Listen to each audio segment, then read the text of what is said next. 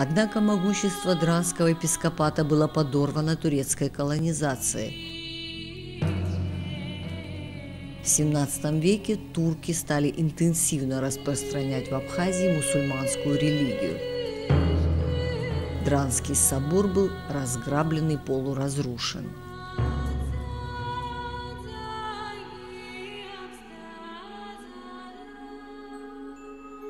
Этот храм перенес те же невзгоды, что и, собственно говоря, история сама Абхазия. То есть политические изменения, войны и так далее, нашествия, пленения, разрушения – все это имело место и здесь.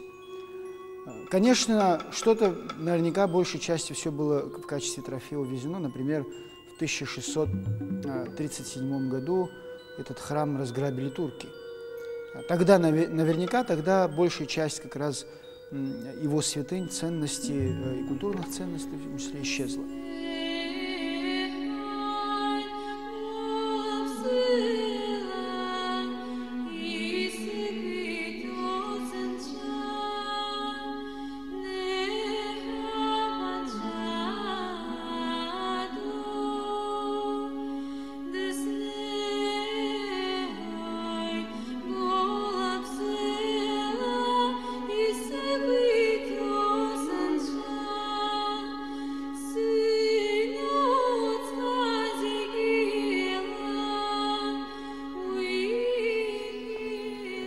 Любитель древности Саблин, посетив Дранды в середине XIX века, напишет такие строчки. Невольно удивляешься прочности его кирпичных стен и сводов. Алтарь был отделен 6 мраморными колоннами. Купол был освещен 16 окнами. В них прежде были разноцветные вызолоченные стекла.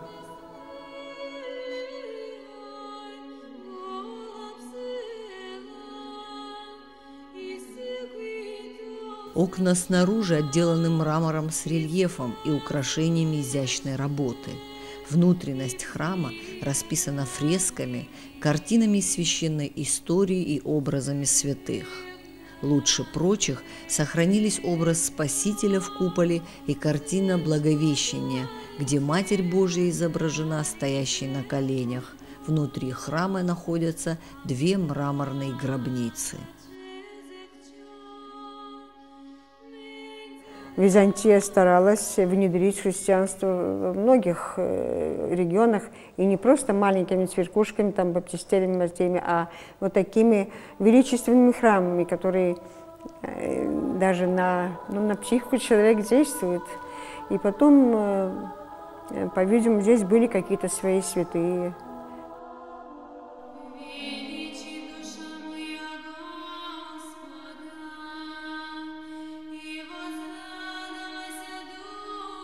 Царское правительство, стремившееся укрепить свою власть в Абхазии при помощи церкви, в 1869 году отпустило на реставрацию Дранского собора средства, в результате чего был сильно изменен первоначальный вид храма.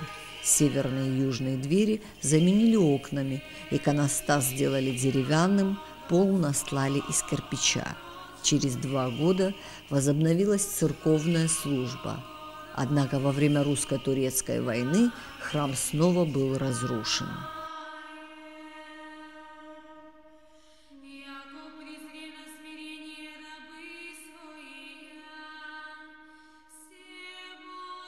На нем написали в связи с тем, что изучалась грузинская архитектура. И, как правило, это относилось сооружение к типу храмов джварских. Вы знаете, Джвари, знаменитый крестово-купольный храм около Тбилиси, Мцхета.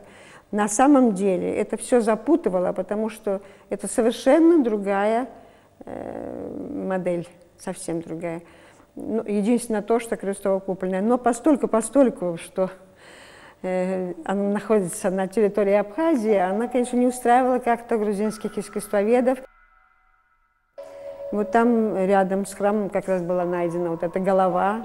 Она даже сохранила красную краску, которая употреблялась в таких вот фасадных украшениях как раз в V веке, начале VI.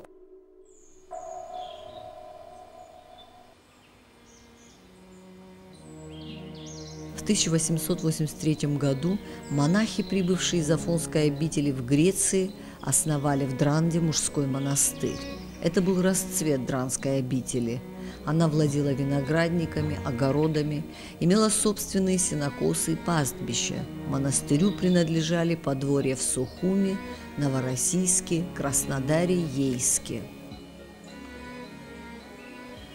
Когда в Абхазию приехали монахи с греческого Афона, чтобы найти место для новой обители, в руках у них было письмо архимандрита Макария, в котором говорилось: «Обратите ваше внимание на Дранда и употребите все ваше старание, чтобы оно принадлежало Афону, ибо нет лучшего по плодородности, климату, воде, лесу, винограду, рыбной ловле места в Абхазии».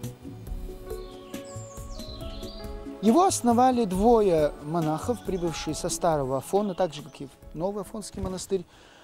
Они здесь начали жизнедеятельность этого собора. Самим вначале им приходилось жить даже в самом соборе.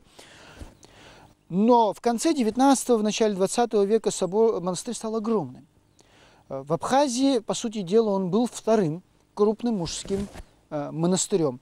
У монастыря было огромное количество построек, вот часть из них мы здесь до сих пор остатки вот видим.